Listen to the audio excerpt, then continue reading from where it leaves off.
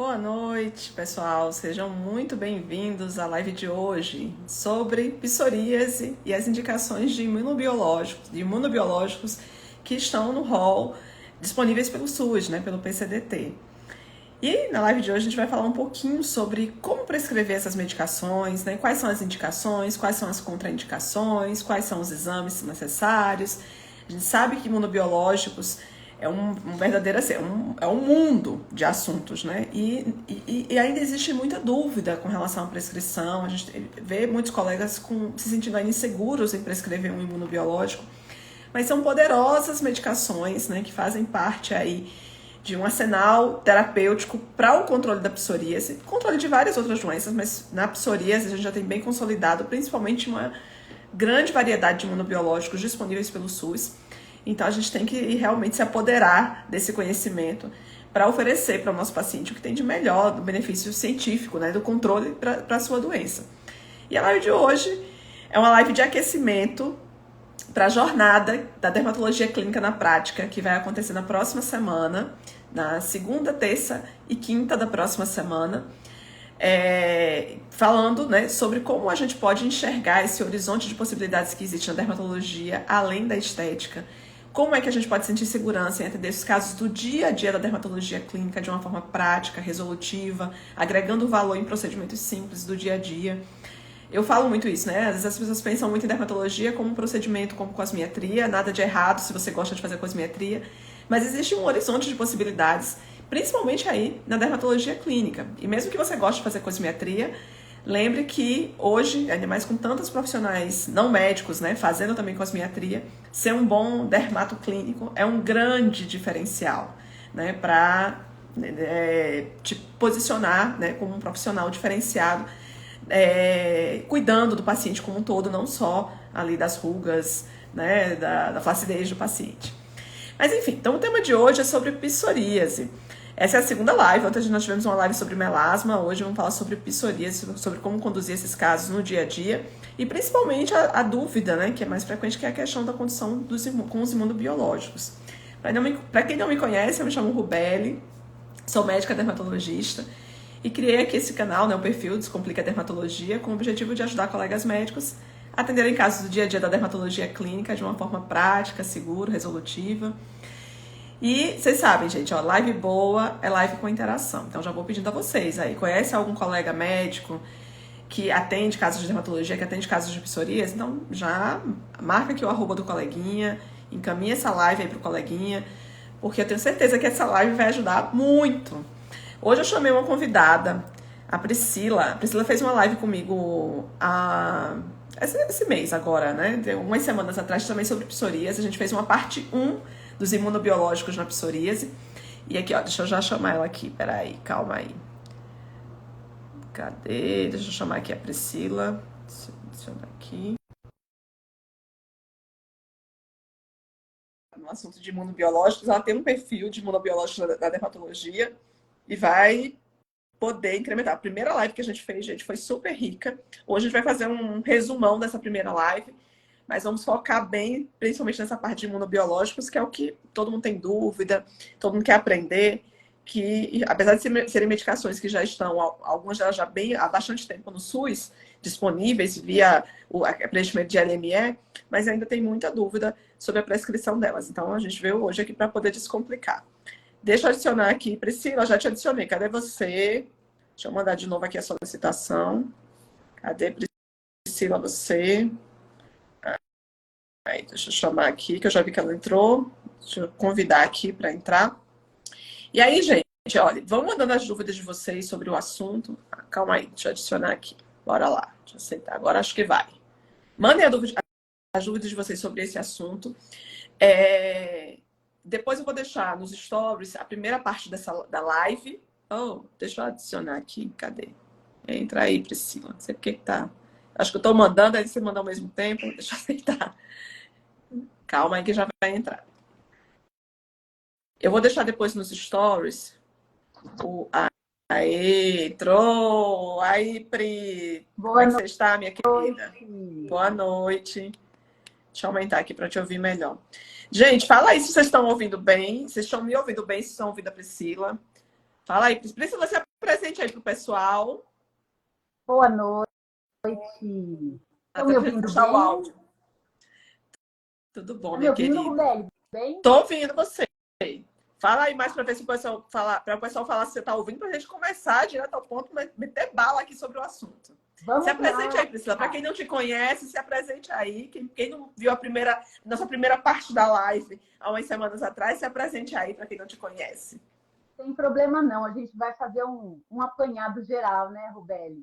Então, Sim. Eu atuo aqui em Jundiaí, me formei na Universidade Federal de Juiz de Fora, sou dermatologista, já tenho aí uns 15 anos, e atuo aqui, atendo num centro de infusão, faço dermatologia clínica, dermatologista raiz mesmo, e sempre gostei dessa parte, e hoje eu atuo nesse centro de infusão em 2 prefeituras, atuo também, atendo alguns convênios, e estou estudando muito agora essa parte dos imunobiológicos, com hidradenite. Olha, Lu, estou vendo muita gente conhecida aqui.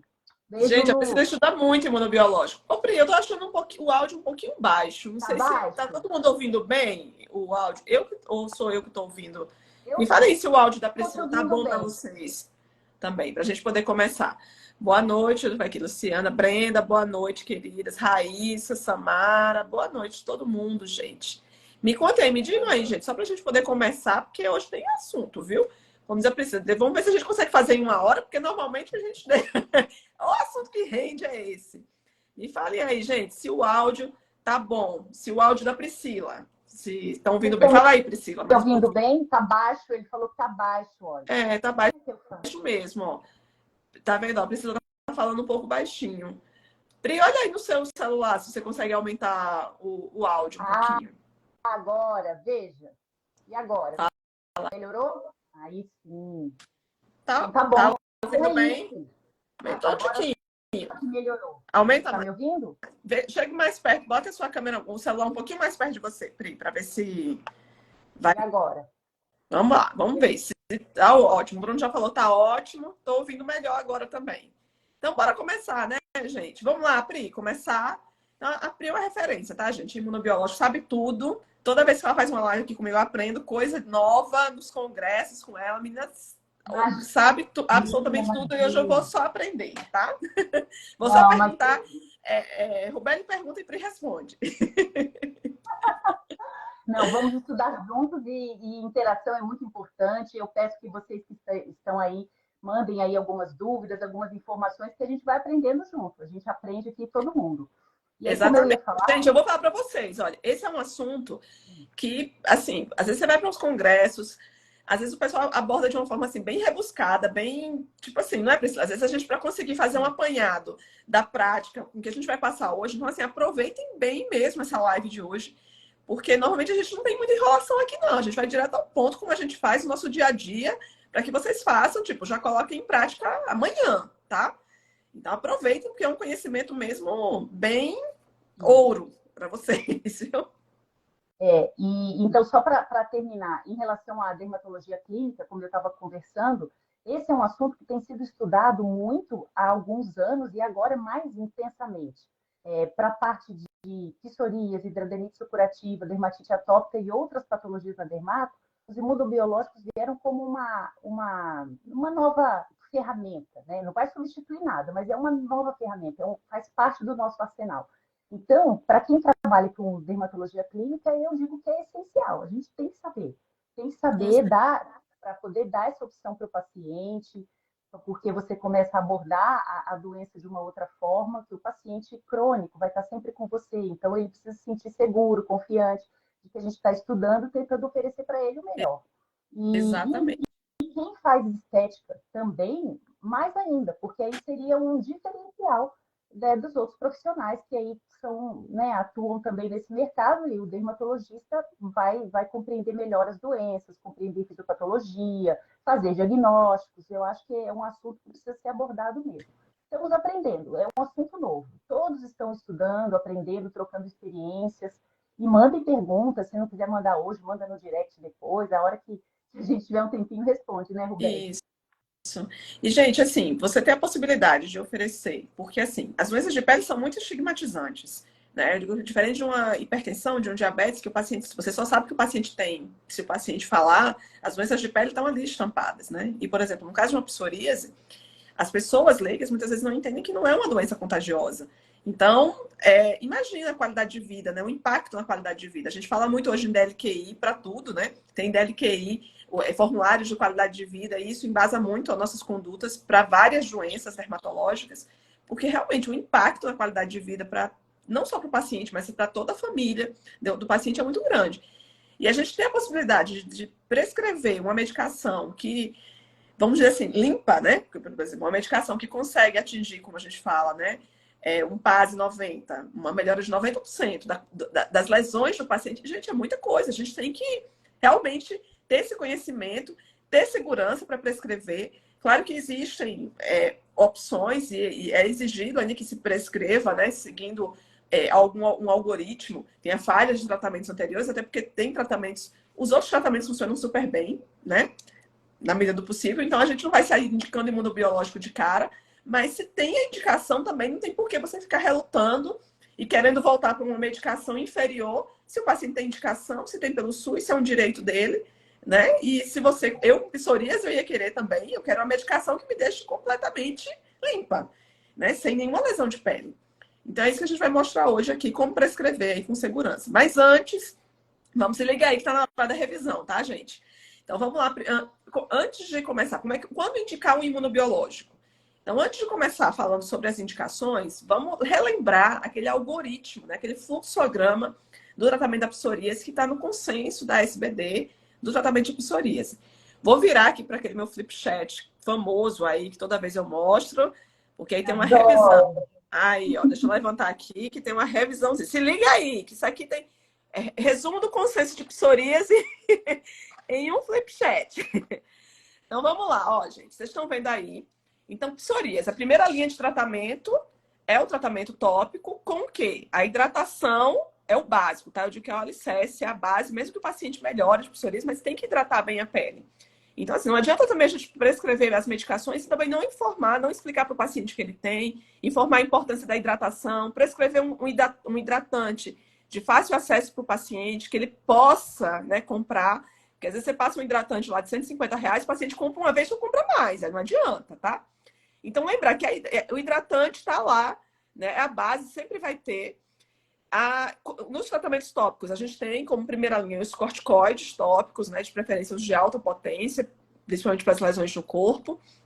Tem a possibilidade também do calcipotriol, que a gente tem Divobet, Divonex aí. Inclusive, o calcipotriol também é disponível pelo SUS via LME. Lembrem desse detalhe também, porque é uma medicação tópica, mas também tem um custo mais alto. E você pode prescrever para o paciente também pegar pelo SUS o Divonex, né? Que é o calcipotriol puro, né? Sem a betametasona. Lembrando que... boa, né, Roberto? Oi?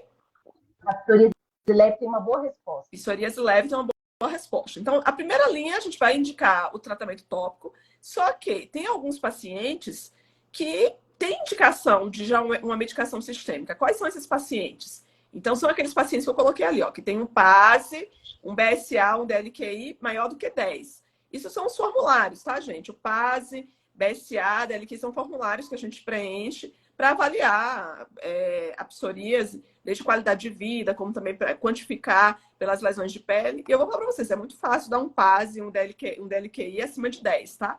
Então, veja, e dependendo, por exemplo, das áreas especiais, né? Couro cabeludo, mãos, pés, mesmo que tenha, por exemplo, você vai fazer um PASI de psoríase para um plantar, um PASI vai ser menor. Mas é uma área especial, né? Uma pessoa que tem uma psoríase palmar, por exemplo, imagina a qualidade de vida dessa pessoa. Ela às vezes tem um PASI menor, mas tem um DLQI alto, né? Então, lembre disso. Então, esses formulários, eles nos ajudam, porque se tiver aí qualquer um desses acima de 10, você já indica tratamento sistêmico. Uma outra possibilidade seria a fototerapia. Eu já declarei várias vezes meu amor aqui pela fototerapia, que eu tenho também no consultório. Pode ser feito com UVA ou UVB, né? Com pulvo ou UVB. E aí a gente indica, por exemplo, você pode associar o tratamento tópico com a fototerapia, mas se o paciente tiver feito pelo menos 20 sessões de fototerapia e não tiver melhorado também, tem indicação já de tratamento sistêmico. Então lembrem, gente, olha, quando é que indica um tratamento sistêmico para um paciente de psoríase? Tiver falha no tratamento tópico, tá?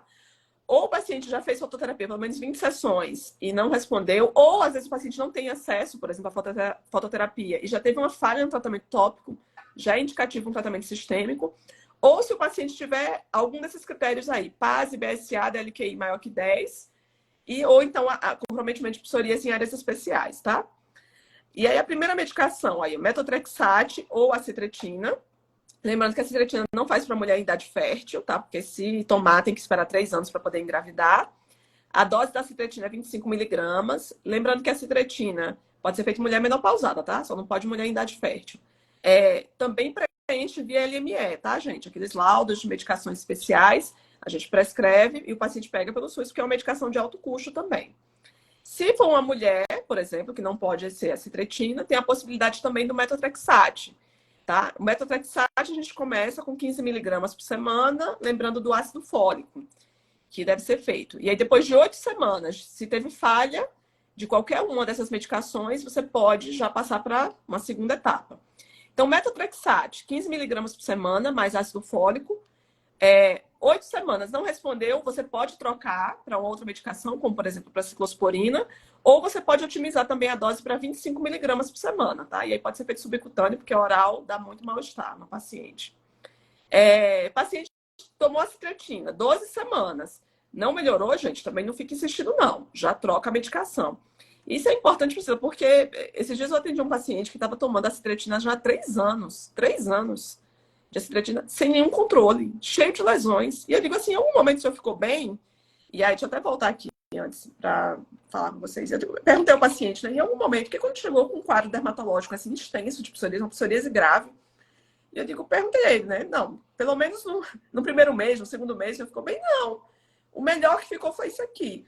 Eu digo, como? A pessoa, assim, um colega mantém por 3 anos essa mesma medicação, sendo que o paciente não está bem, não está melhor. Então, assim, gente, olha, não está respondendo, não fique insistindo na medicação. Otimiza o tratamento, vai para frente, tá? Outra possibilidade aí, voltando, é a ciclosporina, que também é uma medicação de alto custo, a gente pega pelo SUS, é um imunossupressor. Então, se teve falha no metotrexate ou na citretina, lembrando que o metotrexate pode ser feito para mulher, mas a mulher não pode engravidar tomando metotrexate, tá? Não pode. Já a ciclosporina até poderia ser usado na gravidez, tá? Tem categoria C. Fototerapia também poderia ser usada na gravidez, porque também é categoria C, tá? E aí, ciclosporina, a gente faz essa dose aí de 3 a 5 miligramas por quilo de dia. E aí, é uma droga de resgate, ela melhora muito rápido. Geralmente, aí, no primeiro mês, você já vê uma melhora incrível do paciente. Se o paciente chegou aí 6, no máximo 8 semanas de ciclosporina, não melhorou, imunobiológico, tá? Priscila, alguma coisa aí para lembrar aí desse resumo? Então, fluxograma do tratamento em 5 minutos. Tem mais alguma coisa aí que você quer lembrar? Ou a gente já pode passar aí? Não, lembrar só que a ciclosporina acaba sendo usada como uma droga de resgate. Então, a gente tem essas opções, metotrexato, a citretina, lembrando que a citretina não pode para mulheres em idade fértil, e a gente usa a ciclosporina assim, para um paciente mais grave que você quer resgatar, tirá-lo daquela situação para depois entrar com outro imunossupressor. Então, em média, a gente usa de 6 a 9 meses para adulto e no máximo 12 meses para criança, que a criança aguenta um pouco mais, né? Que os efeitos são mais na parte renal, de hipertensão e tudo. E é isso, em geral, isso mesmo. Exatamente. Na verdade, assim, até no último consenso no último congresso de imunobiológico, eles falaram que até usam por mais tempo assim, a ciclosporina, se o paciente estiver bem, mas a gente já fazendo um desmame, né? Não nessa dose mais alta. Mas, geralmente, assim, não tem por que você também esticar mais, até porque tem indicação, né? Se você melhorou, o paciente melhorou, você vai fazer um desmame ali da medicação e o paciente já está voltando a ter lesões, vai para um imunobiológico, né? Já não tem por que você ficar segurando também muito tempo o paciente com a ciclosporina, sendo que você tem uma medicação mais segura para fazer e o paciente tem indicação de fazer. Deixa eu ver aqui, o Carlson falando aqui, perguntando se o paciente usa de metotrexate é obrigatório fazer ácido fólico. Sim, sempre, Carlson.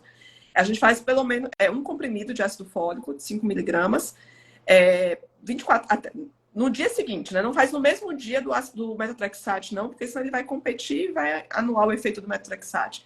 Mas aí no dia seguinte a gente faz. Não se tinha muito consenso sobre a dose do metotrexate, não, do ácido fólico. Quando a gente vai procurar na literatura, tem dose de 1 miligrama até 5 miligramas por dia. Mas a maioria dos locais, de hospitais, quando a gente vê nos congressos também, todo mundo acaba fazendo 5 miligramas por semana. Até porque a gente sabe que uma dose dessa já é o suficiente para prevenir uma anemia que o metotrexate faz. Você faz mais do que isso, Priscila? Mais do que 5 miligramas de ácido fólico por semana? Exatamente assim. Um dia na semana o metotrexato, geralmente no dia seguinte o ácido fólico. Exatamente. Eu também faço assim, metotrexate, aí falo que depois, no dia seguinte, toma um comprimido, e aí também a dose é semanal do metotrexate e um comprimido semanal de ácido fólico. É muito mais seguro você fazer isso para prevenir anemia do que o paciente não tomar e depois ele acabar tendo um efeito colateral, tendo alguma anemia por causa do MTX. Certo? Então, bora lá, Priscila. Vamos embora, então. Então, já viram como é que chega no imunobiológico, tá? Você não vai passar imunobiológico de cara, salvo exceções, né? Pode ser que tenha até alguma situação. Já aconteceu comigo de ter uma paciente que eu fui direto para o imunobiológico, que era uma paciente que tinha uma hepatopatia, então não poderia usar o metotrexate para ela, era uma paciente hipertensa, era uma paciente que não era menopausada. Então, assim, ela tinha contraindicações à citretina, à metotrexate, à ciclosporina. Então, para essa paciente, eu já indiquei e foi liberado o uso do imunobiológico, porque ela tinha critérios. Mas, salvo isso, a gente normalmente vai indicar alguma dessas medicações antes e teve uma falha, aí sim você vai para um imunobiológico. Vamos lá, Priscila, vamos para os exames dos imunobiológicos? Então, aí o paciente tem indicação, né? Teve falha e tal, você vai indicar o imunobiológico. Primeiro, vamos lá. Check-up de exames. O que a gente pede? Isso. Só acrescentando, só para complementar, eu ia falar exatamente isso. Todas essas drogas que você falou aí, os imunossupressores, que são usados há muitos anos, eles têm a sua aplicabilidade e precisam continuar sendo prescritos. Tem muito paciente que é bem controlado ainda com essas medicações e a gente vai mesmo para o imunobiológico quando tiver indicação. É que agora nós temos essa opção, então nós estamos pensando nisso. Isso. Igual você acabou de acrescentar, né? Então nós podemos pensar no que fazer depois. Então tá, então temos lá um paciente... Priscila, antes de você falar aí das medicações, deixa eu responder aqui a pergunta da Zélia. Se não der certo, por exemplo, o metotrexate, eu vou para o imunobiológico, eu posso tentar ciclosporina. Você pode tentar ciclosporina, é exatamente assim que eu faço. Às vezes eu começo com o metotrexate, porque o metotrexate é mais barato, né? O paciente consegue comprar, você não precisa preencher MM com o metotrexate, que é muito em conta.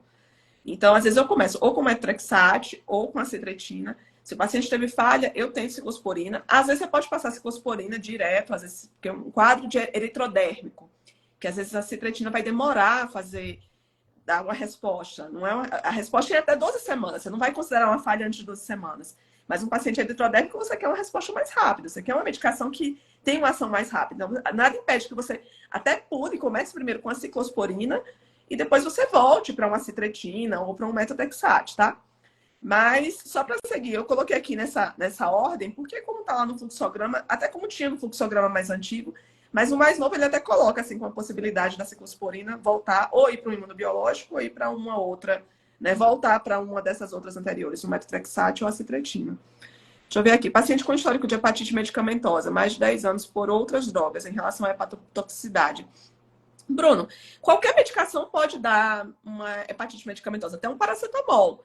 Isso não vai te contraindicar, tipo, tomar alguma outra medicação, né?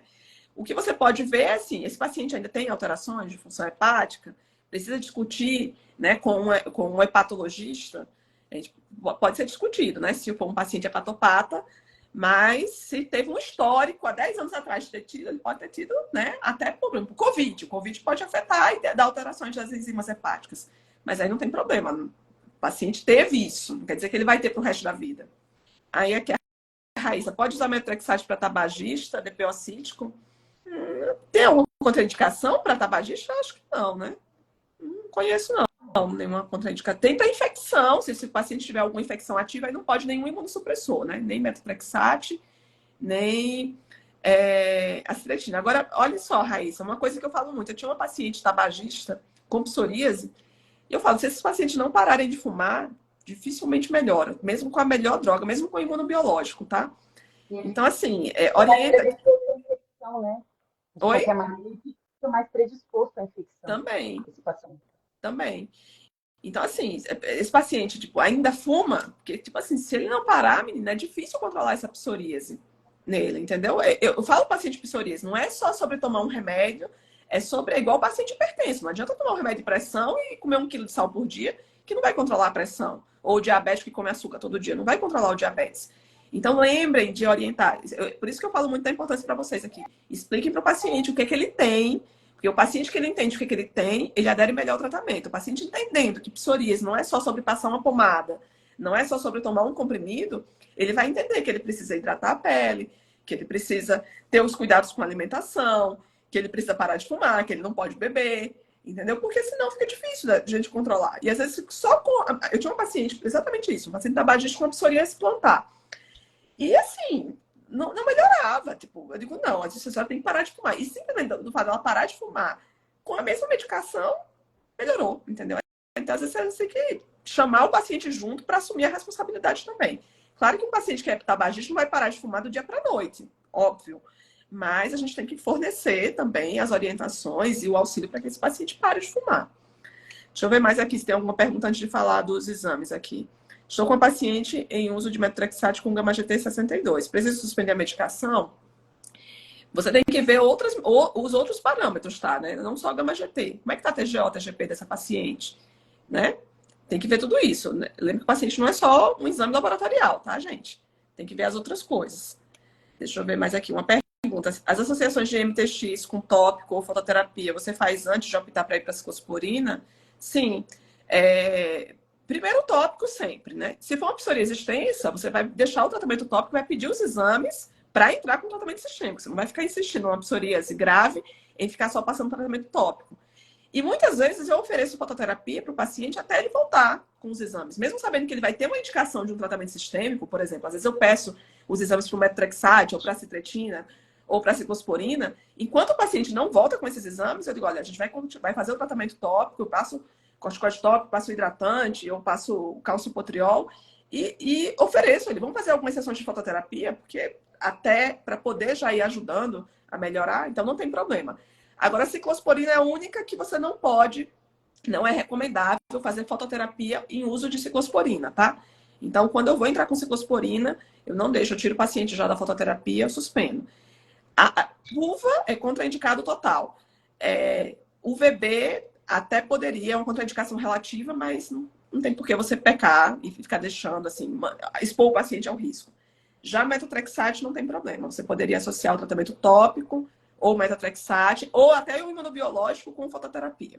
A única que não pode é a ciclosporina, a azatioprina também. Deixa eu ver aqui. Raíssa, mas por conta da fibrose pulmonar. Raíssa, acredito que não. Seria mais pelas as questões das infecções. Paciente, se é um paciente de PLC, às vezes provavelmente é um paciente idoso também. Então, às vezes, ter cuidado com o imunossupressor num paciente idoso, né? Eu tenho muito cuidado com a questão de prescrever um imunossupressor para um paciente acima de 60 anos. Como é que você faz, Priscila? A fibrose é isso mesmo. Tanto é que eles questionam muito se pede PPD e raio-x de tórax antes do MTX. E aí, o que se diz é que se pode pedir o raio-x, sim, não por conta de tuberculose exatamente, porque ele não é tão, não favorece tanto assim o desencadeamento, mas por uma fibrose pulmonar no futuro, caso aconteça de ser um efeito colateral. Então, é interessante você ter o raio-x dele inicial, até para você comparar. Então, precisa investigar a fibrose, se está existindo, pedir uma avaliação para o pneu e avaliar a troca sim, do MTX. Joia. O Carlos, até que nível de transaminases hepáticas pode ser mantido o MTX? Carlos, qualquer alteração laboratorial, eu já suspendo a medicação e vejo se é realmente da medicação que está alterando. Eu fiz uma live há um tempo atrás aqui com um hepatologista, a gente falou exatamente sobre isso, sobre essas alterações que às vezes essas medicações podem dar. Normalmente, quando eu vejo, por exemplo, alteração de MTX, eu já tive paciente que teve alteração de TGO, TGP, tipo assim, em doses muito baixas. Eu nunca começo com 15 miligramas por semana. Eu começo na primeira semana com 5 e vou aumentando lentamente. Eu sou meio medrosa, tá? Eu digo, eu vejo os reumatos passam tudo como se fosse água, né? Paracetamol, ou Benatrexate. 15 miligramas, 6 comprimidos, então é tudo de uma vez. Eu sou medrosa, eu não. Eu fraciono dose. Geralmente eu fraciono em 3 doses o metotrexate. Não começo com 15 miligramas, eu começo com 5 e vou aumentando semana a semana para aumentar a tolerância. E eu peço exames com 15 e com 30 dias. E uma coisa que eu percebo do Methotrexate, assim, experiência de vida, quando ele vai dar uma alteração de enzimas hepáticas, ele dá muito rapidamente. Tipo, com 15 dias, o paciente, quando repete o exame, já está lá, às vezes, TGO e TGP alto. E muitas vezes o paciente está assintomático, não tem nem náusea. Uai, se já alterou TGO, TGP, com 15 dias, com um cheirinho de Methotrexate, com 10 miligramas, eu não vou ficar mantendo. Eu já suspendo a medicação e vou para outra coisa, entendeu? Ou vou para uma cicletina ou para uma ciclosporina. Mas assim, de alteração eu já vigio, eu vigio muito de perto o Methotrexate. Eu só libero o paciente para ficar voltando a cada 3 meses, depois que o paciente faz esse controle aí de 15 em 15, até chegar na dose de 15 miligramas por semana. Chegou nessa dose, não alterou, aí beleza, eu libero para ele fazer a cada 3 meses. Senão eu vou vigiando de perto, porque eu vejo, já vi alguns casos, assim, não foi poucos, de alteração de função hepática com MTX, tá? Você já viu literatura dizendo o valor de 3 vezes? Foi a pergunta dele. Eu já vi, mas eu também na prática não. Eu não faço, espero ficar 3 vezes, não. Eu já teve alteração. É que eu já... Não vou dizer assim, que aí teve alteração no limite. O limite até 50 deu 51. Não vou trocar, mas normalmente a gente não vê alterações assim. Às vezes a gente vê lá um aumento, tipo, deu 70, 75. Aí primeiro eu vou ver se é dele mesmo, né? Porque às vezes pode não ser. Suspende a medicação. Na live com a Epato, ela falou, geralmente 3 dias depois, que se for uma alteração TGO, TGP pela medicação, 3 dias depois isso já vai normalizar. Então, você já poderia repetir o exame de 3 a 7 dias depois, normalizou, então provavelmente é da medicação. Então, para que você vai ficar insistindo? Agora, não normalizou, às vezes a pessoa tinha algum outro problema. Já aconteceu, às vezes a pessoa tem problema, síndrome de Gilbert, e às vezes nem sabe que tem, só descobre aleatoriamente, né? Depois de um jejum prolongado. Enfim, tema para outra live, tá vendo? E a Priscila achando que vai dar para falar tudo em 1 hora. Deus mamado. Já prevejo parte 3 da live de imunobiológica. A gente não chegou nem nos exames ainda. Bora lá, gente. Vamos lá, Priscila. Resumo. Os exames de imunobiológicos são, geralmente, todos os imunobiológicos são os mesmos exames. Então, vamos fazer aí um... o que é importante é assim, você está frente ao paciente com psoríase, que o seu diagnóstico é clínico, você vai fazer uma anamnese, um exame físico bem detalhado. Se quiser comprovar pela biópsia, né, para ter mais uma documentação, se isso for factível, mas o diagnóstico é clínico. E aí, fez aqueles passos e vai pensar no imunobiológico, então tem que fazer a anamnese, o exame físico, definir PASI, DLQI. Eu costumo ter as folhinhas do DLQI impressas lá no consultório e eu dou para o paciente responder. E é impressionante como a gente consegue ter uma ideia do quanto aquilo incomoda o paciente. Eu tive um paciente recentemente que ele nunca tinha usado nada, na verdade, usou só tópico, e aí ele começou, entrei com MTX para ele, não teve nenhuma resposta, pensei em entrar com o imunobiológico, aí ele não ia muito, e aí, enfim, ele foi e falou assim, doutora, tá bom, tá melhor. E eu olhei, o PASI não estava tão reduzido assim, mas para ele achou que estivesse bom. E eu estou com muito medo desse remédio, eu li, me falaram, enfim, aquelas coisas que se eu tomar, depois eu posso precisar de algo mais forte no futuro e não ter. E aí eu comecei a explicar para ele que é da cronicidade, da doença imunomediada, inflamatória, das condições associadas, comorbidades cardiovasculares, e tudo isso, né, para explicar. E aí ele disse, não, mas eu não sei, olha como eu melhorei. Quando ele me mostrou as lesões, ele não tinha melhorado de fato, mas para ele estava bom, ou seja, ele já teve muito pior do que aquilo. Uhum. Então eu falei, vamos fazer o seguinte, vamos responder o DLQI. Aí ele respondeu e o DLQI dele pontuou 21. Olha, como então assim... alto, né? O DLQI é até 30, gente. São 10 questões, o paciente pontua lá se aquilo ali incomoda, né? Nas atividades do dia a dia, escolha de roupa, taranã, e aí tem pontuação 0 até 3, e aí vai até 30. E aí a gente... Então, o paciente 21 respondeu a maioria. Dando sequência à anamnese, exame físico, a gente vai para os exames laboratoriais. Então, a gente pede um hemograma, provas de função inflamatória, PCR, VHS, função hepática, função renal, as sorologias para hepatite B, C, VBRL, anti-HIV, beta-HCG, urina 1, urocultura, se achar necessário.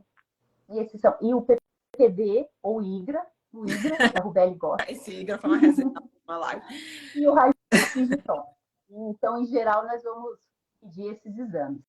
Então, temos que excluir a tuberculose latente e, durante a anamnese do exame físico, também focar na parte de infecções. Infecção ativa é contraindicação para qualquer imunobiológico. Então, esses dias também eu recebi bonitinho uma carta de um dentista, porque não é sempre que a gente consegue, mas o ideal é avaliação ginecológica e odontológica. E a paciente trouxe direitinho, o dentista fez a avaliação, disse que não tinha nenhuma infecção, enfim, no mundo ideal. Isso não é sempre que acontece. Uhum. Exatamente. Pede mais E aí, gente, então, lembra aqui, ó, tem que fazer screening para então, exames gerais todos, né? Tudo, rastreio de infecções, todas. E lembrar de sorologia, todas as sorologias, né? Hepatite B, hepatite C, HIV, e screening para tuberculose, tá? Isso vale tanto para imunobiológicos quanto também para os imunossupressores. Ultimamente anda muito em falta, né? O PPD na rede pública. E aí, eles estão liberando fazer o IGRA pelo SUS. Inclusive, ó, depois daquela live, né? Eu fui procurar saber, né? Tipo, tem IGRA aqui, né? Tem esse exame aqui.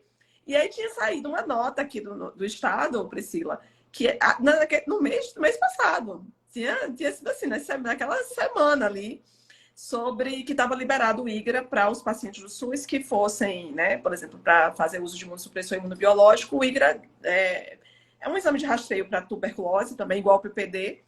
E aí eles estavam liberando aqui no município para poder fazer nesses casos. Enquanto não chega, né? Enquanto não normaliza a questão do PPD do Brasil. Olhei para fazer particular. Sabe quanto é um IGRA particular, Priscila? 200, aqui acho que está 200. 200? Aí tá barato demais. Eu olhei aqui, tava 790. Eu achei 790 aqui no laboratório de referência daqui. Falou 200 aqui. Foi, aqui. Mas assim, varia, né? Mas assim, olhei aqui 790. Não fazia pelo plano de saúde. Aí você consegue que faça pelo plano de saúde também, se o paciente tiver convênio? Então, eu já tive que fazer uma justificativa para o plano, e eu não sei se cobriu. Mas tem alguns pacientes, esses que têm convênio, geralmente eles ficam com mais pressa e fazem particular. E, inclusive, alguns laboratórios, não sei agora, mas estavam fornecendo o IGRA para os pacientes. Sim.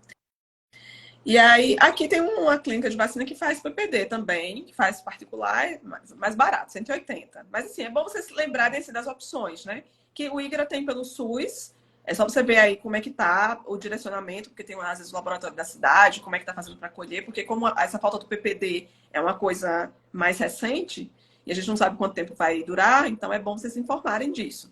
E ver a questão do convênio, né? Se o paciente tem convênio, se cobre, se for particular, mais ou menos qual é o custo que tá, porque imagina se eu for pedir, por exemplo, aqui, se eu fosse pedir particular para o paciente fazer no laboratório, R$ 790 é muito caro para um paciente. Um exame, né?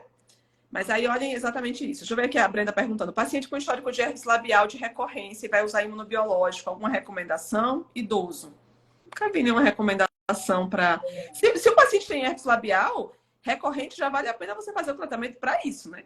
O tratamento imunossupressivo do paciente para o herpes labial, assim, para não deixar... Não porque vai entrar com imunobiológico. Você já viu alguma coisa, Priscila, sobre isso? Então, não, nunca li nada, mas o paciente idoso é um paciente para a gente ficar de olho mesmo em relação ao imunobiológico, uma população mais delicada. A gente tem que pensar em entrar com bastante cautela, analisar os riscos e benefícios. Porque na verdade vai pensar, vai ter cautela com todas as medicações. Ui, ai meu Deus, porque imunossupressor também, pela questão da imunossupressão mesmo, né, do paciente que já é um paciente normalmente imunodeprimido, a citretina, porque normalmente são pacientes que têm um risco cardiovascular, já tem às vezes colesterol, tem hipertenso, diabetes, então você vai aumentar ali o risco cardiovascular. Então, assim, na verdade você vai pesar custo-benefício de qualquer uma das medicações para um paciente.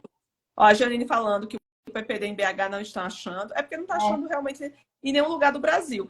Agora, assim, como eu falei, na clínica de vacina aqui da minha cidade, tem PPD para fazer particular. Então, às vezes, pode ser uma luz para vocês aí. Às vezes, tem clínicas de vacinas particulares de fazer o PPD na clínica de vacina particular. E o IGRA, ó, no Hermes Pardini, lá em BH, é 650, tá vendo? Ó, tá vendo? É aí que tá barato. Precisa de R$ 200 tá barato aí. Tem que dizer depois o nome do laboratório. Mas, assim, eu acho que a medida que vai, se faltar mesmo e não voltar o PPD, daqui a pouco vai ser cada vez preciso fazer mais, então a tendência é baixar preço, né? É igual aquele exame de...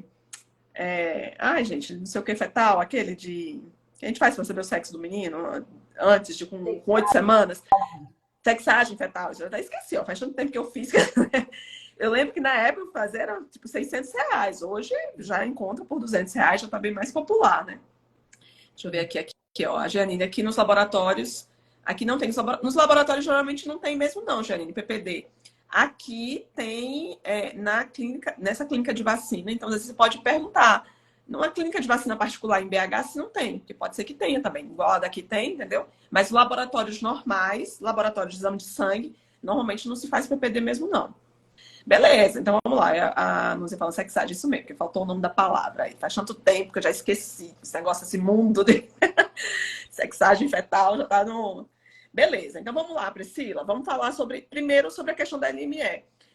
Lembrando que essas medicações de alto custo, a gente preenche o laudo de medicamentos especiais, que você pode baixar, que eu baixo no site da Secretaria Estadual de Saúde. Eu já deixo no meu computador esses laudos, para o paciente não precisar ir lá pegar.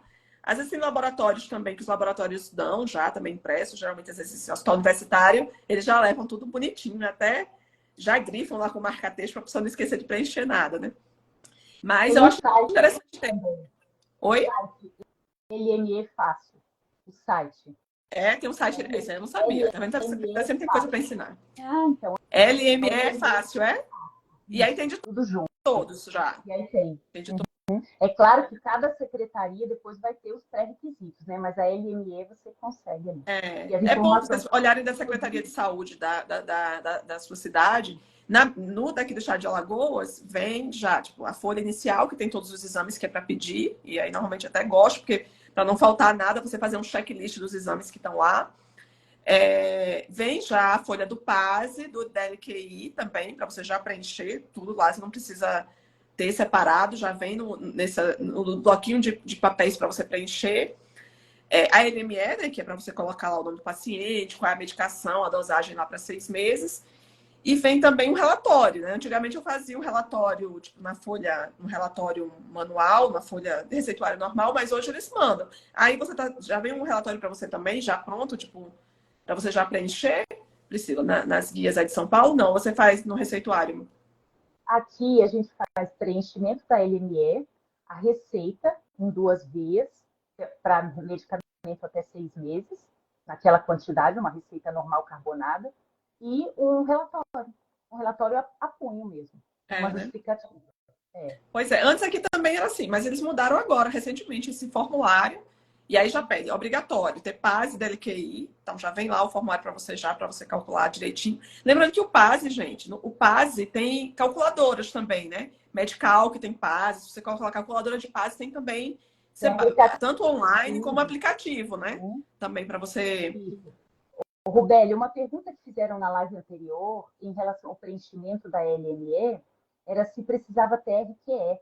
E aí Sim. Eu até pesquisei e o que acontece não, né? É uma prescrição médica. O que eles querem? Eles querem que tenha o Cadastro Nacional de Saúde do médico e o Cadastro Nacional do Estabelecimento de Saúde, sendo que isso eles conferem se aquele Cadastro Nacional de Saúde corresponde ao cadastro do estabelecimento.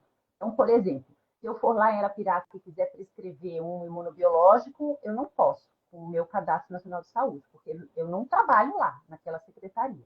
Não está vinculado àquele estado, àquela região.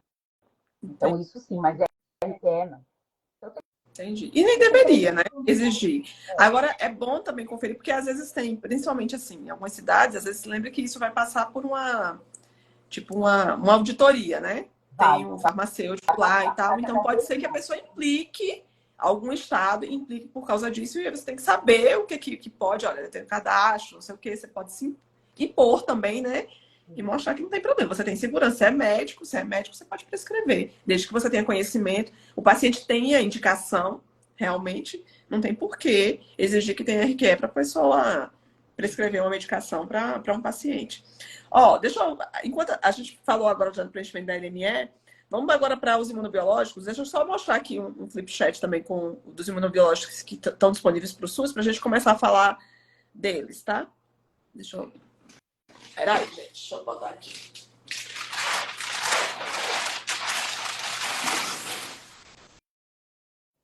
Bora, a pessoa que gosta de escrever as coisas. Deixa eu botar aí, mostrar para vocês.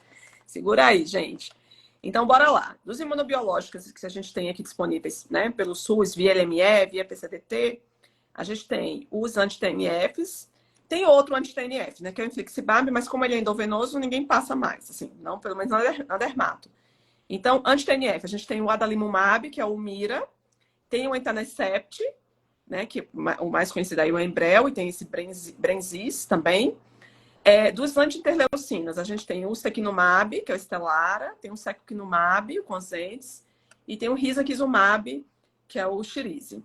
Lembrando que desses, a gente sempre começa primeiro com o adalimumab, ou adalimumab não, na verdade com o anti-TNF, né? Que pode ser, geralmente, é o adalimumab o primeiro. Mas existem algumas contraindicações para o anti-TNF que podem liberar você já para prescrever um anti-interleucina. Mas, normalmente, pelo SUS, exige que você prescreva primeiro um anti-TNF antes de indicar um desses outros três de baixo, tá? E lembrando aqui também, aqui eu coloquei o que aqui cada um é, um anti-interleucina 12 e 13, o outro interleucina 17.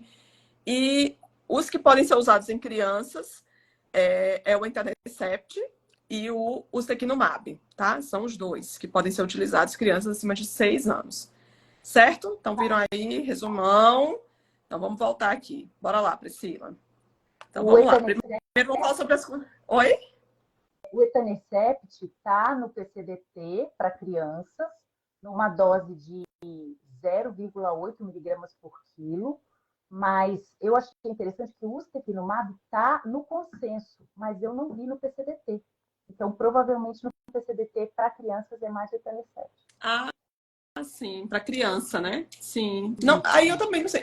Na verdade, ainda bem que não é muito comum ver criança com psoríase, né?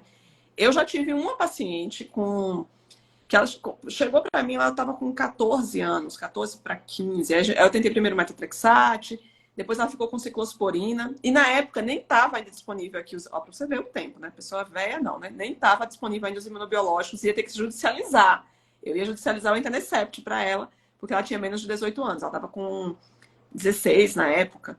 E aí, logo quando a gente entrar via judicial, foi liberado, né, os imunobiológicos para o PCDT de psoríase, né, de psoríase em placas, né, porque estava disponível para artrite psoriásica. E aí eu fiz o etanercept para ela, porque ela era menor de 18 anos, mas hoje ela já está com mais de 18, então, enfim, já abandonou o tratamento, aí voltou, a gente já está no outro nível. Mas aí eu nunca precisei, eu ainda não tive a oportunidade, digamos assim, de prescrever o ustekinumab, assim, porque para uma criança. Ela foi o único caso que eu tive de uma psoríase em criança, que aí eu usei entanercept. E aí tem uma pessoa que perguntou aqui do infliximab, a gente não usa porque é V, então assim, os outros são todos subcutâneos, então tem muito mais facilidade de se prescrever os outros, Samara, do que o infliximab. Ela é reumato, ela é lá da clínica de infusão, ela é expert em imunobiológico na área da reumato. Ah, então vocês prescrevem, Samara, infliximab na reumato? Ainda, assim, para o paciente tomar? Porque clínica de infusão é mais fácil, né? Eu não prescrevo infliximab porque aqui a logística de passão subcutânea é muito melhor. Foi ela. Ô, Samara, nossa, ela, gente, sabe tudo de imunobiológicos. Pois olha, Samara, já vamos fazer uma live, então, também. Vamos chamar a Samara, ela é maravilhosa. Então, assim, na minha prática, o paciente que está usando infliximab muito bem, obrigado, há muitos anos e está controlando, eu não mexo. Deixa ele. Assim como o Enbrel. O Enbrel, eu também só tive uma criança e ela prescreve muito. Ó. Uhum. E só tive uma criança que estava usando o Enbrel já, nem fui eu que comecei. Então, eu só dei sequência na prescrição, acompanhei e estava indo muito bem. E agora a gente opta mais pelo adalimumab, nos anti-TNFs. A última vez, Samara, que eu vi infliximab, assim, foi quando eu estava fazendo estágio de dermato, e aí se fazia lá infliximab, né, porque no hospital e tal, se indicava, também estava bem no início, assim, a indicação, né, dos imunobiológicos para psoríase, mas eu realmente não tenho, assim, de passar para prescrever no consultório para o paciente tomar, realmente eu vou logo para um que tenha mais facilidade, que seja subcutâneo, qualquer outro, né, que seja subcutâneo. Então, é só por isso que a gente acaba não prescrevendo muito na dermato, pelo menos que eu acho, né? Não sei se tem alguém ainda que prescreve muito na dermato infliximab, assim, na rotina, né, da pessoa. Bora lá, Priscila, então. Vamos lá. Quando não indicar um anti-TNF? Isso, então vamos lá. Imunobiológico. Chegamos lá naquela parte do fluxograma. Em qual imunobiológico? essa é a grande questão. Nós não temos uma resposta para essa pergunta, porque temos realmente que analisar caso a caso. Contraindicações ao uso dos anti-TNF, que seriam os primeiros lá do PCDT. Infecções ativas, que são contraindicações para todos, né? Doenças desmielinizantes, insuficiência cardíaca classe 3 ou 4, neoplasias, ou história familiar, parente de primeiro grau com neoplasia, são contraindicações que podem fazer a gente mudar mesmo para outra classe. E às vezes já indicar de cara uma outra classe, né? Sem precisar passar pelo anti-TNF. Isso, interessante que é assim, ó, vamos supor, você pensou no imunobiológico, fez o IGRA ou PPD e teve uma TB latente, você vai começar o tratamento. Depois de um mês de tratamento da TB latente, você já está autorizado a entrar com o seu imunobiológico. E aí, vamos aqui na nossa prática do dia a dia. A gente vai entrar com anti-TNF, né? Melhor evitar, né? Melhor evitar, e principalmente se você está numa área endêmica. Então, você pode ir para uma anti-interleucina. Então, e é uma justificativa que eles aceitam, tá? Se o paciente teve uma TB latente, você pode justificar, mesmo que ele tenha feito quimioprofilaxia, às vezes eles já te deixam, digamos assim, ir para um anti-interleucina por causa disso, né? Beleza. E aí, ó, lembrando que PPD a gente faz, né? Quimioprofilaxia, PPD acima de 5 ou IGRA reagente, né? Neoplasias no geral, Raíssa, neoplasias. No geral, todas. Para não contraindicar o anti-TNF, tá, Raíssa? Você já poderia ir para um outro. Você evita, né? Não é, na verdade, não seria, vamos dizer assim, lá no consenso eles falam, por exemplo, o que tem como principal? Infecção, com certeza, você não vai fazer nenhum imunobiológico, doença desmielinizante, insuficiência cardíaca, classe 3 e 4. A gente está falando de situações que você vai ponderar que é melhor pecar por excesso, porque a gente tem uma outra droga, a gente pode justificar com outra droga, com anti-interleucina, tá? O Carlos, depois de quanto tempo, com o uso de um anti-TNF, adalimumab, que não está respondendo, eu poderia trocar para o anti-TNF por um anti-interleucina? Então, essa pergunta é muito interessante, porque a gente tem o que é a falha primária e tem a falha secundária, né, nos imunobiológicos. A falha primária é quando a gente vê que ele não respondeu àquele medicamento. Você não foi para o PASI 75, mais ou menos, que é o que a gente espera. Antigamente era 50, agora é 75. Em média, 4 semanas, até 12 semanas. Mas essa é a falha primária. A falha secundária acontece quando, por exemplo, esse paciente está usando anti-TNF, está bem, e de repente, depois de um tempo maior, 1 ano, 2 anos, ele para de responder. Isso pode acontecer. Isso é o que a gente chama de falha secundária. Então, a gente aguarda, independente da falha primária ou falha secundária, uns 3 meses, em média, para poder pensar em trocar. Deixa eu até te mostrar, Carlos, tinha até essa informação aqui, porque eu pulei, mas aqui, ó, já estava até no Flipchat aqui também. Ali, ó, adalimumab e etanercept. Aí, primeira linha. Segunda linha, o sequinumab e os outros anti-interleucina. Tem 12 semanas. Então, geralmente, se você prescreveu aí, já passou aí 3 meses, o paciente está usando, não teve melhora, então você já pode pensar em trocar, tá? A Priscila falou aí brilhantemente que a Priscila é assim. Ela explica e sapateia ainda na cara da pessoa a explicação. Olha só. Nos mínimos detalhes. Sabe tudo. Amo. Não, mas veja, só falando para o Carlos, interessante isso, porque às vezes a gente acha que é falha do imunobiológico, mas muitas vezes a psoríase pode estar piorando por uma outra questão. Que outra questão? Alguma infecção, algum hábito do paciente, se começou a beber ou fumar mais, alguma infecção que a gente não está, né, que está ali mais latente, que a gente pode tentar descobrir, meio que fazer uma limpeza, sabe? Tentar sentar com o paciente e falar, vamos lá, vamos ver o que está acontecendo. E por vezes a gente nem precisa trocar. De repente, você chama ali o paciente, olha tudo de novo e dá certo. Não, vou contar para vocês o que aconteceu comigo agora, esses dias. Você colocou essa colocação aí, eu lembrei da minha história essa semana. Um paciente meu com psoríase, já tinha tomado a cetretina. Na época que ele tomou, ficou bom, mas aqueles pacientes que somem, sabe? Somem e aí abandonam o tratamento e aí voltam horríveis de novo, assim, com psoríase, né? Grave, extensa. E aí tava tão ruim, né? Voltou meio eritrodérmico e eu indiquei ciclosporina para o paciente tomar, droga de resgate, para depois pensar em voltar para a citretina, né? E aí o paciente tomou, e aí quando ele voltou no retorno para avaliar a ciclosporina, o paciente não tava melhor. E assim, tipo, normalmente não é comum você não ver o paciente depois de um mês de ciclosporina muito bem. E eu disse, isso não melhorou. Assim, tipo, não deu nenhuma melhora. Aí ele, não, eu fiquei algumas semanas bom e depois não melhorou. Eu digo, gente, mas não é possível. É a primeira vez que eu vejo ciclosporina não melhorar. E aí esse paciente tinha um histórico com outras coisas, que já tinha tido um antecedente de hanseníase 10 anos atrás, e eu fiquei viajando na minha vida. A gente vai ter que fazer uma outra biópsia. Será que isso é psoríase mesmo? Mas é cara de psoríase. Eu olho, era psoríase.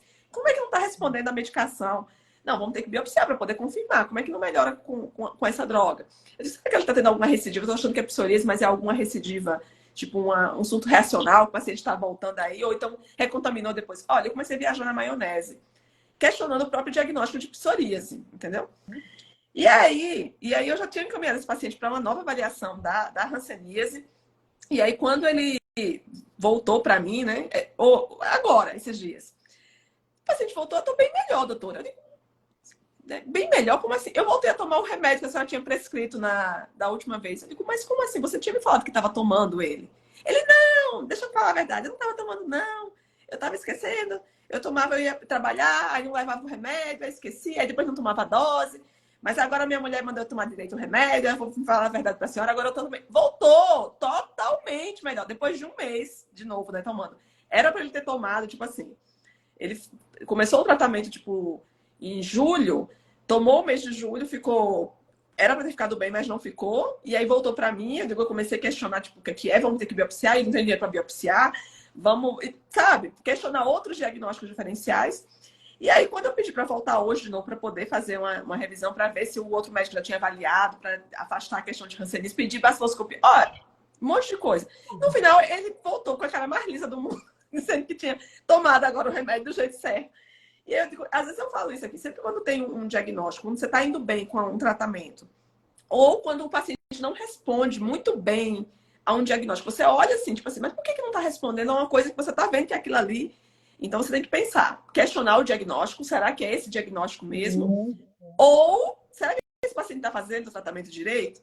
E eu fui para questionar o diagnóstico dele, né? Tipo assim, ele tinha respondido bem antes a citretina, tinha respondido, gente, não, mas pode ser uma outra coisa agora, não é possível. E no final, era o quê? Eu deveria ter sentado mais e ter puxado mais, porque no final ele não estava tomando remédio. E ele tinha me dito, como diz o Dr. House, né? Os pacientes mentem. E mentem mesmo, às vezes por N situações. Mas enfim, fica a lição aí. Aí ele voltou agora, hoje, maravilhosamente bem, sem nenhuma, quase 90 de psoríase. E com a mesma indicação. Então, agora vamos manter o tratamento, você vai manter agora por alguns meses, depois a gente vai fazer o desmame e vai voltar agora para poder para a citretina. Mas olha que negócio interessante. Então, é exatamente isso. Estava indo super bem com um anti-TNF. 2 anos tomando lá um anti-TNF. De repente começa a piorar. Será que é realmente para você trocar? Ou às vezes não é para poder ver? Será que o paciente parou de tomar? Porque às vezes o paciente começou a ficar tão bem tanto tempo e começou a falhar nas aplicações, né? De não tomar a medicação. Ou então, às vezes, alguma infecção, algum gatilho, né? Como piora. Perfeita essa lembrança aí, viu, Priscila? Lembrei dessa minha história do paciente hoje que quase matou de raiva porque não estava tomando remédio direito. E me fez endoidar no diagnóstico dele. Beleza, bora lá, Priscila. Ó, nesse monte de anti-interleucina que tem, porque a gente tem o secukinumab, secukinumab e risankizumab, né? Aí tem mais algum aí em São Paulo, tipo, já acrescentar, porque normalmente aí é tudo acontece primeiro aí, Não, né? na PCDT, você está Sim, dizendo? No PCDT são esses PCDT. mesmo. São esses três, né? Tá. O que Isso. é que te faz escolher por um ou por outro? Tipo assim, o que é que te faz optar para um paciente por risankizumab e não usar um ustekinumab? Ou o paciente usar um secukinumab e não usar um ustekinumab? Isso aí é muito interessante porque depende da história do paciente, depende de quem é aquele paciente, qual a idade dele, quais as comorbidades. Nós vamos pensar em tudo. Por exemplo, cada um desses, secukinumab, que é um anti-L1223, o secukinumab, que é um anti-L17A, o risankizumab, que é um anti-L23, eles têm algumas particularidades. Tem um bom perfil de segurança, tem uma posologia até adequada, são subcutâneos, e as particularidades deles. Então, por exemplo, o secukinumab, o que ele tem aí para nós? Ele está no mercado há mais de 10 anos, temos experiência com ele há mais tempo. Dos anti-interleucina foi o primeiro. Então, ele também é indicado para doença inflamatória intestinal.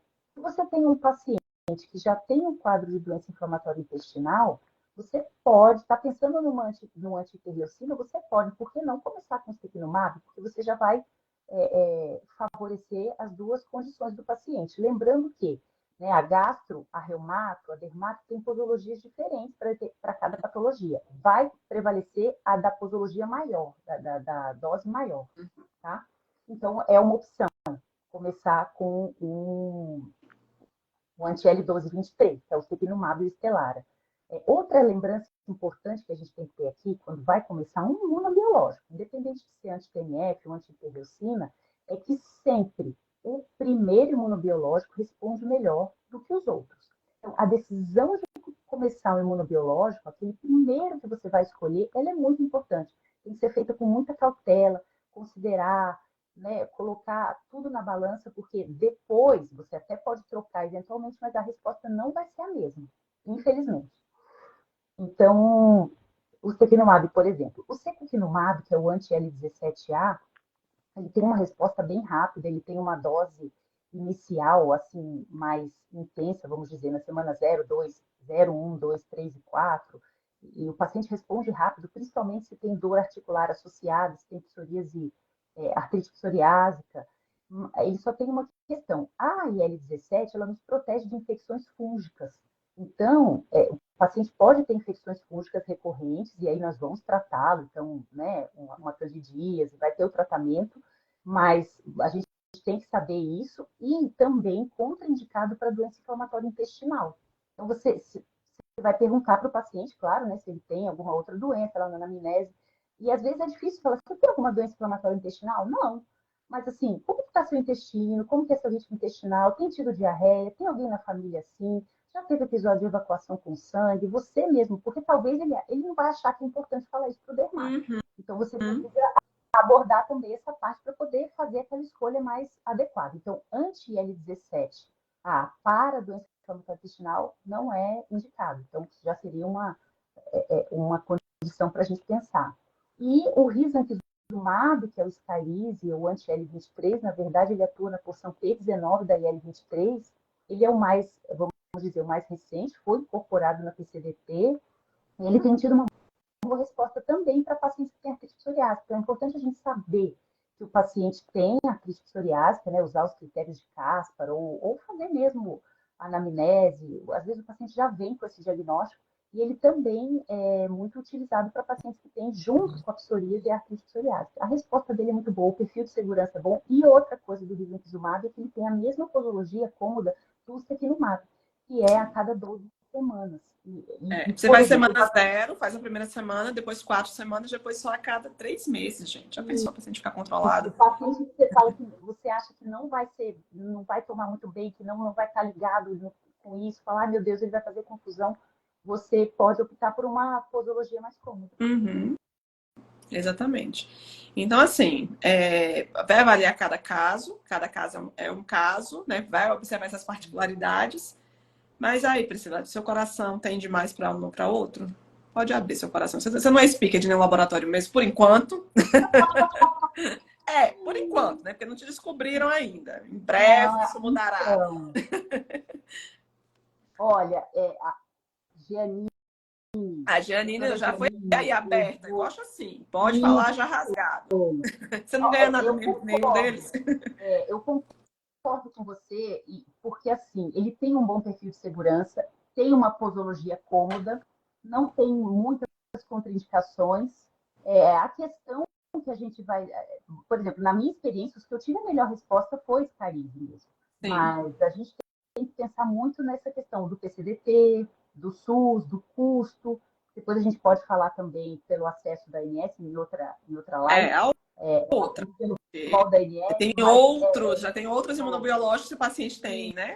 Plano de saúde. Mas aí a gente vai pensar em toda essa questão. O imunobiológico seja o mais adequado para o seu paciente, com o melhor perfil de segurança, com a posologia mais cômoda, uma boa resposta, e que seja dentro do que a gente precisa escolher, né? Na questão dos custos, enfim, né? No montante. É claro que se a gente tem o medicamento disponível, está no PCDT, tem indicação e a escolha é sua, você vai escolher aquele que você acha que é mais interessante para aquele paciente. Exatamente. Eu gosto. Também gosto. Abrindo aqui, a gente gosta. Eu tenho alguns pacientes já em uso, a resposta é boa mesmo. Claro que lembre todos os critérios, lembre que primeiro sempre vai ser ali, salvo aquelas contraindicações, vai ser o adalimumab, se for um paciente com mais de 18 anos, se for um paciente com menos de 18 anos, o etanercept. Lembrando também que no caso do etanercept, um detalhe, porque às vezes falta o Enbrel e a outra referência de etanercept, que é esse Brenzis, eles não é liberado abaixo de 18 anos. Então já aconteceu também com essa mesma paciente que era criança, né? De às vezes faltar o Enbrel e eles não liberarem o outro. Mas beleza, gente, então é isso. Então o que a gente viu na live de hoje sobre imunobiológicos, parte 2, né? Porque na parte 1 a gente falou muito mais detalhadamente sobre os tratamentos anteriores, e falamos muito mais sobre a questão de quimioprofilaxia e tudo mais. Depois eu vou deixar a parte 1 salva para vocês assistirem. E hoje, nessa parte 2, a gente falou principalmente assim, mais direto ao ponto com relação quais são os exames, das questões das contraindicações do anti-TNF, quando indicar um anti-interleucina, como paciente, como é que você faz para preencher lá, para pegar LME, enfim. Fizemos um resumão aqui sobre imunobiológicos, tá? Mas ainda precisaria, olha, tem uma parte 3 aí dessa live que é para a gente falar sobre esses novos, porque cada dia surge um imunobiológico novo e alguns já têm liberação ali para, mesmo que não tenha no PCDT do SUS, mas para quem tem plano de saúde, enfim, então são outras opções. Aqui, pessoal, excelente, que bom que vocês gostaram. Obrigada, Mariana, Raíssa, Bruno, Carlson, que bom que vocês... Foi um resumaço mesmo. A Priscila arrasa. Quando eu falar de imunobiológico, eu chamo a Priscila porque bichinha sabe, viu? E aí vai ter parte 3, gente. Aqui o cara são melhor do que congresso. Eu falei que ia ser melhor do que congresso. Falei, porque no congresso o pessoal enrola demais para falar as coisas. Aqui a gente entrega mesmo ouro, é isso, é isso, é isso. E são as dúvidas que a gente tem no dia a dia, porque no dia a dia a gente fica em dúvida, né? Por exemplo, qual deles vai usar? Qual anti-interleucina? E às vezes no congresso enrola e não responde. Então é isso mesmo, gente. Já salva essa live, assiste com calma, anota tudo, ficou com dúvida, segue o perfil da Priscila lá de imunobiológicos na Dermato. Manda as dúvidas para a Priscila, porque ela sabe tudo de imunobiológico. E quando eu tenho dúvida, eu mando para ela também, tá, gente? Mas pode mandar aqui também as dúvidas, porque a gente vai aprendendo um com o outro aqui. São assuntos, são medicações novas, a gente está aprendendo cada dia mais sobre elas. Caminho, eu digo até igual imunobiológicos na dermatite atópica, por exemplo. Agora há pouco tempo foi liberado o Dupilumab para acima de 6 meses. Então, essas coisas são muito dinâmicas, né? Vai mudando, por exemplo. A gente falou hoje dos que estão, pode ser que amanhã já seja incorporado um outro no rol do SUS e a gente já está desatualizado.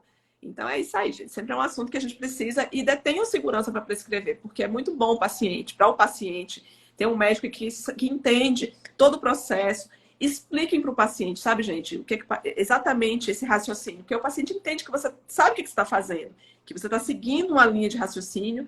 E ele não vai te largar, porque, tipo, fez um tratamento com methotrexate, não funcionou, aí eu vou procurar outro dermato. Não, porque ele entende que você está seguindo a sequência. Então, dedica um tempo para explicar isso para o paciente, que é importante, tá? Aqui, a Janine, qual é o arroba da Priscila? A Priscila tem vários arrobas, Janine, porque ela é dessas, entendeu? Ela tem muito tempo. Eu tenho 2. Tem 2, igual eu. Mas pode seguir o do imunobiológicos na dermatologia, que ela entrou agora. Você entrou pelo do imunobiológicos, não foi, Priscila? Isso aí, ó. Imunobiológicos na dermato. Exatamente. É isso. Para finalizar, salientando que assim, não é um medicamento que a gente vai prescrever em muita quantidade para muitos pacientes, vai ter muito critério. Mas eu posso dizer que, assim, na experiência que a gente está começando, na pouca experiência, você mudar aquele curso, né, aquela vida que o paciente tinha, ver os olhinhos do paciente brilhando, agradecendo, ver que a autoestima melhora, a disposição, a energia, tudo melhora, dá uma sensação muito boa, né? É o que compensa vários problemas aí que a gente enfrenta no nosso dia a dia, na nossa profissão.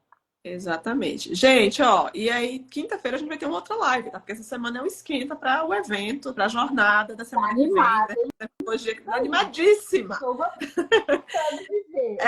Minha filha, vamos ter a terceira live essa semana, porque vocês escolheram 3 assuntos para essa semana. Ontem eu falei de melasma, hoje é imunobiológico, e quinta-feira eu vou falar sobre doenças bolhosas. Vocês venham quinta-feira, porque vocês que me pediram esse assunto, e eu vou falar sobre doenças bolhosas, tá? Sobre pênfigus e pempigose, como é que a gente conduz na prática do dia a dia. E lembra que a inscrição tá lá no link da bio para a Jornada de Dermatologia Clínica na Prática. Vai lá, se inscreve, que você só vai assistir a aula da semana que vem, não vai ser aqui pelo Instagram, só vai assistir se tiver inscrito, tá? E é um evento exclusivo para médicos. E é isso, ó. Todo mundo te seguindo aí, Priscila. Muito bem, gente. Segue mesmo que a Priscila ensina muita coisa lá. Ela fala só de imunobiológicos, é um assunto que a gente precisa cada vez mais se aprofundar para ter segurança e atender nossos pacientes. A Janine aí, uhul! Isso mesmo, Janine. Muito obrigada, gente, pela participação. Fala, Priscila. Não, então, que eles podem mandar perguntas, o que eu não souber, a gente vai em busca, estuda junto, troca experiência. E eu quero agradecer seu convite, Rubeli, agradecer a todos vocês que ficaram aí depois de um dia de trabalho, em plena terça-feira, aqui estudando. Só essa situação já diz que vocês são diferenciados, que renova nossas esperanças, né, Rubeli? Com certeza. Existe muita gente boa, estudiosa. Exatamente, gente. Era para ter pedido antes para vocês fazerem um print e marcar a gente, para a gente poder bater, que isso aí reforça para os seus pacientes que estão estudando, estão se aperfeiçoando também, tá, gente? Mas eu esqueço da parte da blogueiragem, daqui do perfil. De vai aprendendo. Daqui para uns anos a gente fica mais blogueira, né, Priscila? Gente, ó, vão lá, se inscrevam na jornada da semana que vem. Quinta-feira, estamos aqui de novo. Estejam aqui, me apoiem, por favor, porque o assunto vai ser bom também. Vou dar um conteúdo bem direto ao ponto, tá bom, gente? Ó, beijo. Priscila, muito obrigada, minha querida. Beijo, mês que vem, parte 3, tá? Esquece não, já bota aí no seu calendário, que eu vou te lembrar. Tchau, gente. Boa noite, fiquem com Deus.